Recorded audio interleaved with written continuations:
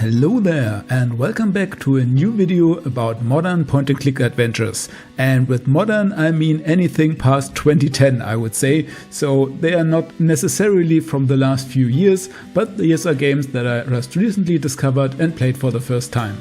And it's quite an interesting bunch this time around. We have a lot of variety in themes, gameplay and design, so let's buckle up and get this video going.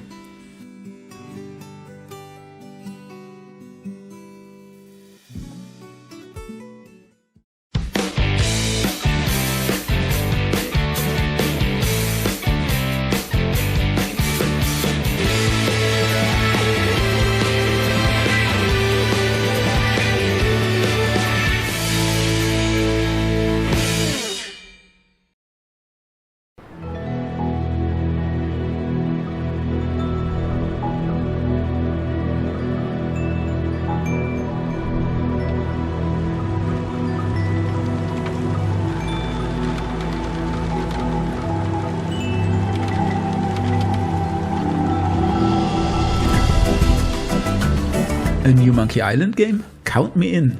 Though this is only the prologue of a fan game, it shows great promise.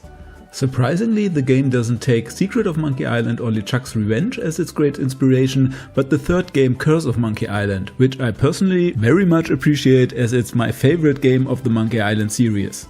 And it does a really good job at it. I was especially impressed by the hand-drawn graphics and the witty dialogue. As Gen Z gamers would say, it definitely passes the vibe check.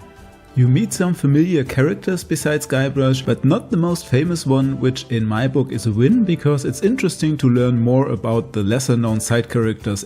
The game has no voice acting, which I didn't expect, and I rather hear the voice of Dominic Amato in my head than having any other voice actor for Guybrush anyway. The puzzles are also mostly well thought out, well, maybe besides one that really got me a bit frustrated, but I found a walkthrough and was able to continue. It's nothing out of the ordinary, but fun to get your brain cells working. The big question is obviously, will this ever turn into an actual full-sized games? Well, I keep my fingers crossed, and until then I can definitely recommend checking out this free prologue. As for all the games, you'll find the link in the video description below.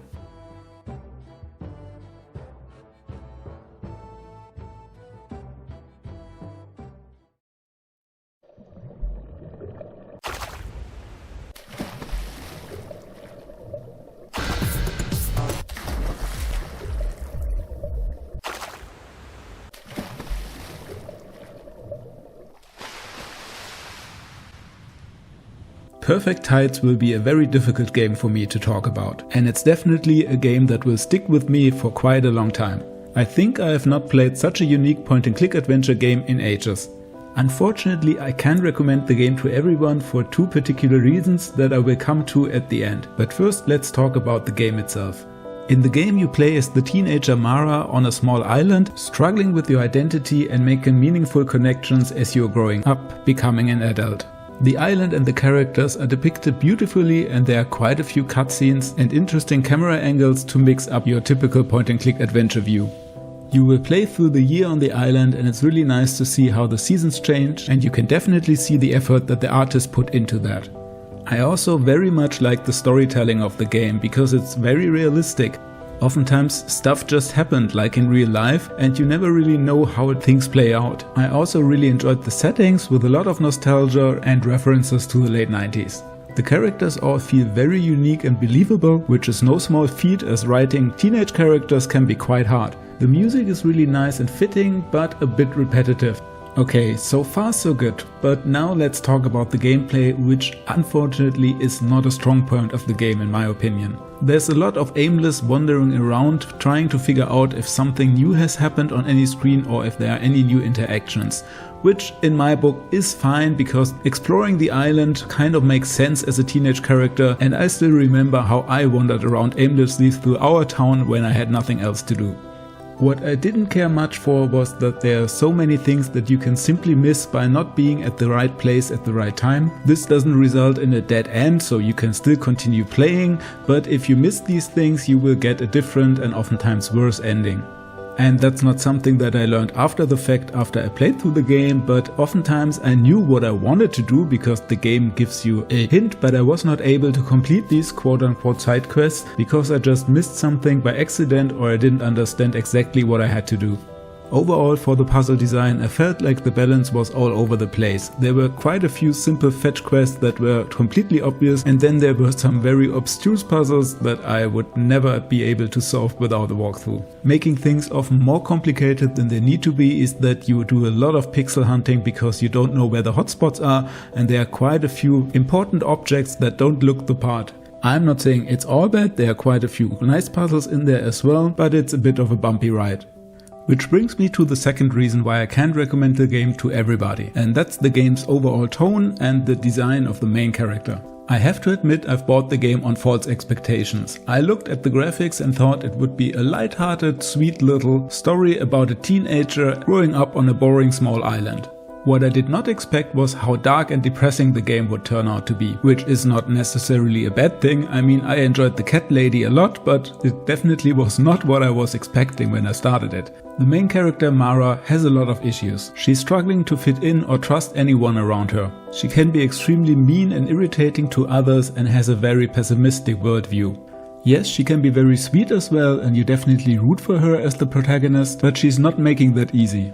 Maybe it's just that I can't identify with her because I had a very different childhood, but her reactions in some situations were really infuriating to me, and it was often hard to sympathize with her when her life wasn't really that bad, but she still felt miserable and drove everyone away.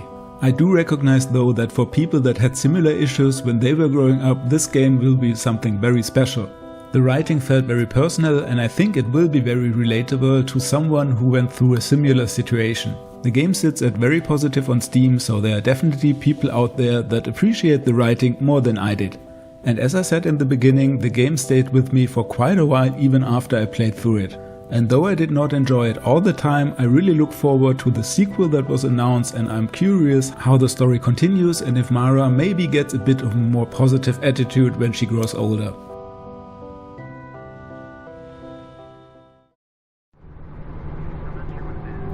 I hope you're enjoying the video so far, and if you do, maybe give it a like or subscribe to the channel to never miss out on future retro gaming and point-and-click adventure content. Or check out my channel page to see more videos from the past, there's quite a selection there to find.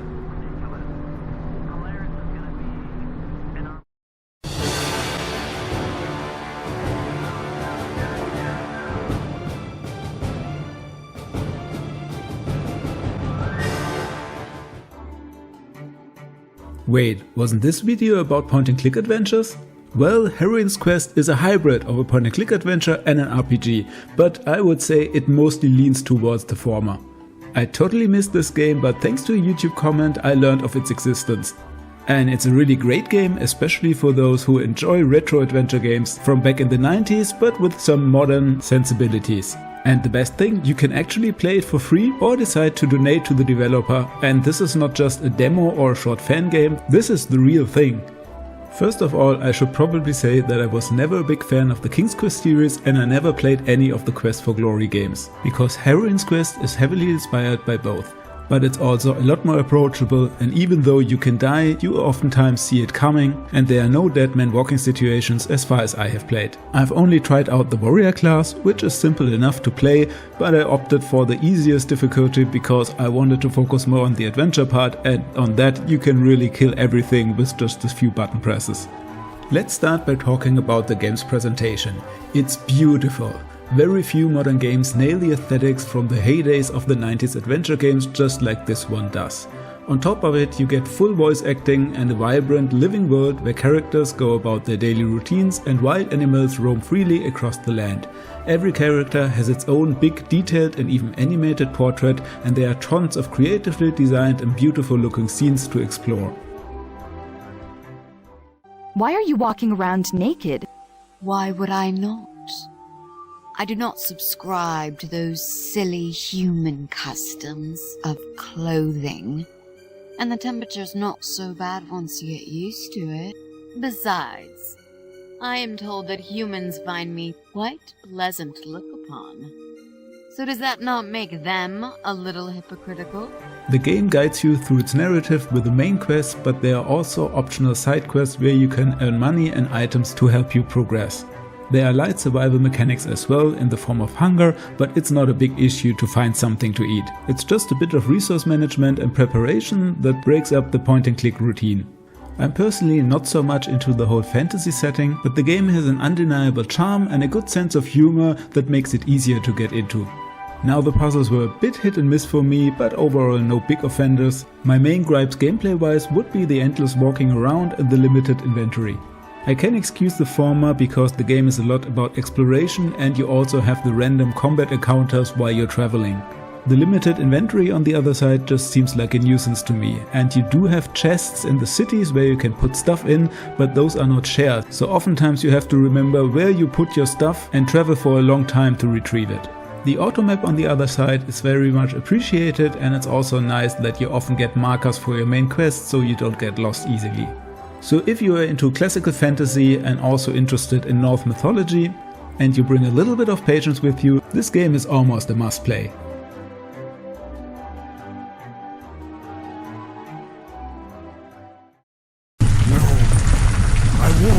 I'll never forget! I'll never forgive you!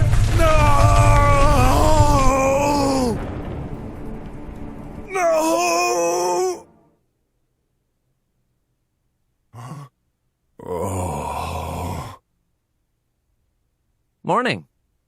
Another nightmare, huh? I thought it would be fitting to talk about at least one game with a modern art style in the modern point-and-click adventure video. And this game is BROK the Investigator. As the title alludes to, you play as a private investigator that's also an alligator in a dystopian futuristic city.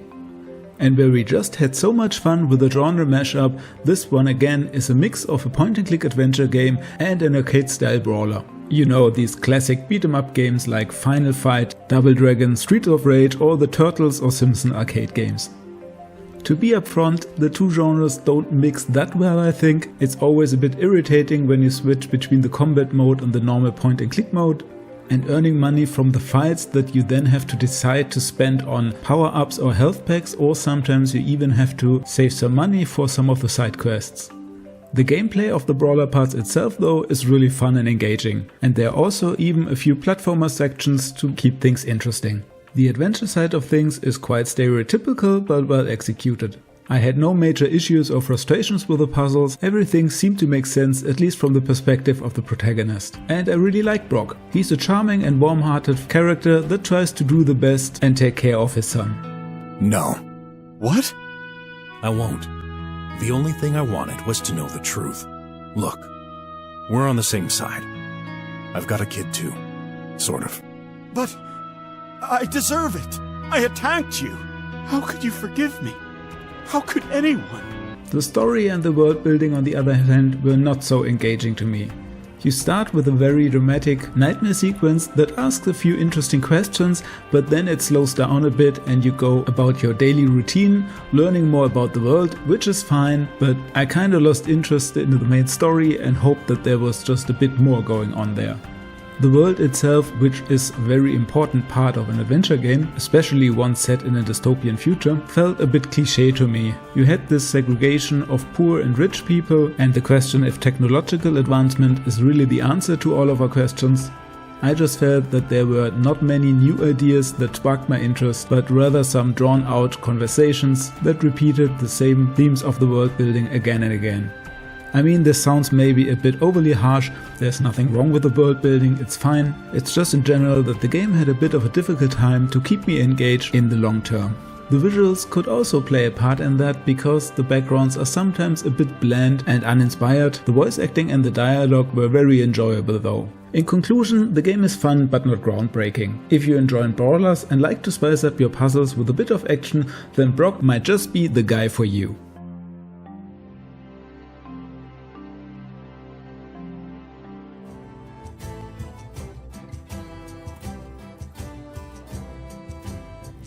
So what do you guys think about the games I presented today? Is there anything that spiked your interest? Let me know in the comments below and I hope to see you on the next video. And with that, see ya!